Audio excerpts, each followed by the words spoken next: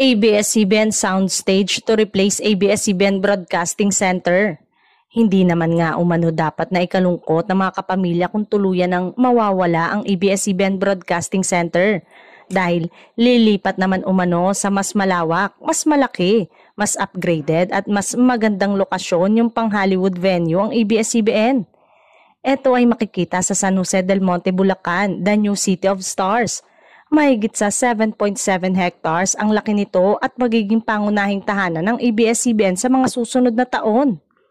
Mawawala man ang ABS-CBN Broadcasting Center, ay nakaredy naman nga ang ABS-CBN Horizon IT Park na maaari ng lipatan anytime. Sa mga kapamilya online site ay may mga litrato na kumalat ng lawak, laki ng ganda ng bagong tahanan ng ABS-CBN. Ginamit na rin umano ito noon nang mag-taping ang fantaserye ng ABS-CBN na Darna.